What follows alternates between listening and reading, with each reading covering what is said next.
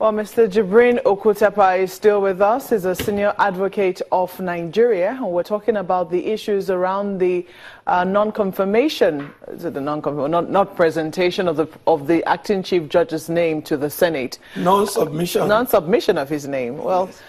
You were talking about, how the executive cannot resort to Section 231, subsection 4 of the Constitution. Do you want to talk a bit more about that? Yes. What I have said is that some people have argued, and that's the point of departure that I have with my respected Chief Wololani Peku, that upon the recommendation made to the president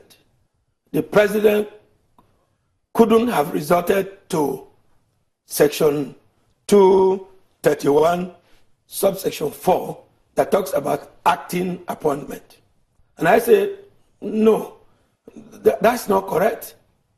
The president can do so while he submits the name of the person recommended to the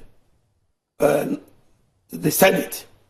But the president does not have the prerogative to keep to himself and only himself the reason for non-submission. One, if you have a power to appoint upon recommendation of candidates who have undergone interview, you are under obligation to tell that candidate that you are not qualified.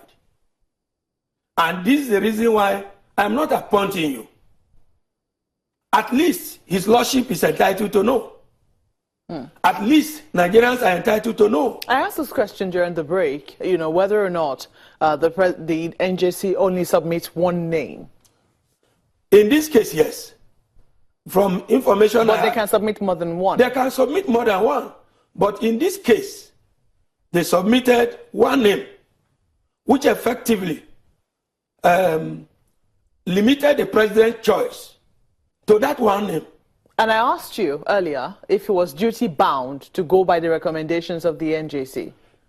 I do not think he's duty-bound, but I do not think he's not duty-bound to disclose why I am not duty-bound to accept.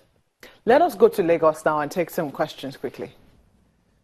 Well, Mr. Kutakwa, what if the president rejects submitting Mr. Noy's name and submits another person's name? He cannot, Chamberlain, he cannot reject the name of his lordship, Honorable Justice Walter Samuel Nkanu Onoge, and submit another name not recommended. First of all, not advised by the Federal Judicial Service Commission to NJC, because it's a tripartite or even 4 ways constitutional procedure. He must first of all have that name advised by the Federal Judicial Service Commission. The Federal Judicial Service Commission advises NJC that outside of my Lord Honorable Justice Onoge, this is the person we have recommended.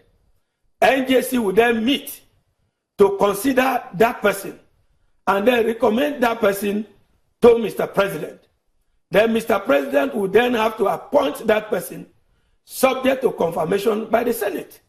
So until that step-by-step procedure is taken, if Mr. President decides today to say, look, I love Chamberlain, for instance, he's the one that has the agenda, he's the one that has impeccable character, he's the one I want to be the Chief Justice of Nigeria, and your name did not go through this step-by-step procedure set out in the ground norms, which is the Constitution, that appointment will not only be unconstitutional, it will be an aberration.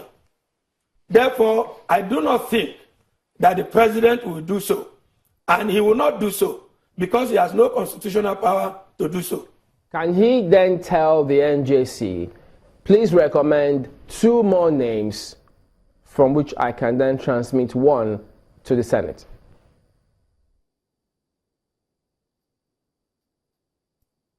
He can tell the NJC that your recommendation, I reject it. and these are my reasons for rejecting it. Give me another name. But that has not been done. And I do not think it will be constitutionally wise and correct for us to engage on political and journalistic speculation. I think our duty is to call on the president to tell Nigerians or to submit the name of his lordship to the Senate and let the Senate do the needful. And if he feels too confident why he's not doing so, then he also has a duty. Because I have said it somewhere, and I want to say it here, that the Constitution was written for Nigerian people. The Constitution didn't create Nigerian people. Therefore, Nigerian people are entitled to know why the president is not exercising a constitutional power vested in it by the Constitution. And we demand that because time is too short.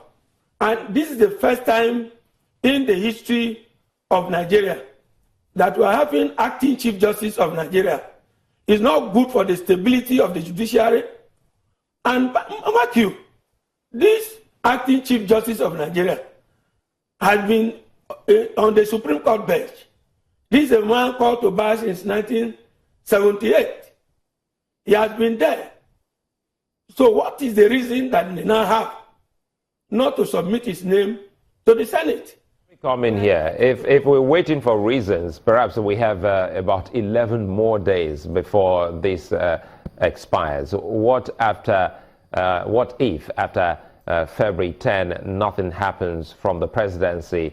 What can the NJC do, or what's the legality of him continuing as the CJN of the country? Well, under the Constitution provides that the appointment is for a period of 3 months.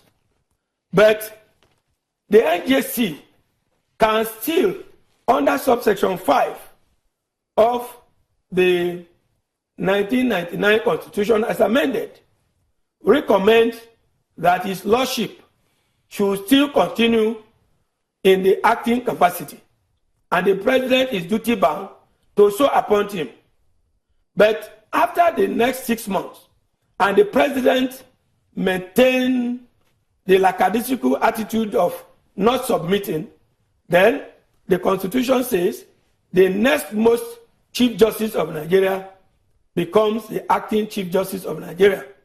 And it can go down the ladder like that. But God forbid that it should go down the ladder. I didn't quite get that. The next most, could you take that again, because it's not really clear. What do you say will happen after 6 months? Who becomes the CJN? Under section 231, subsection 5. Are you with me? Right.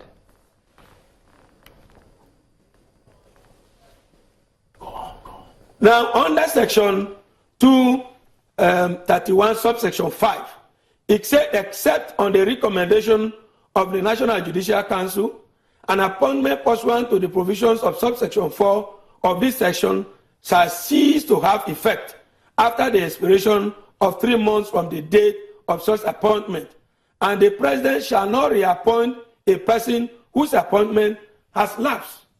The point I'm making is that after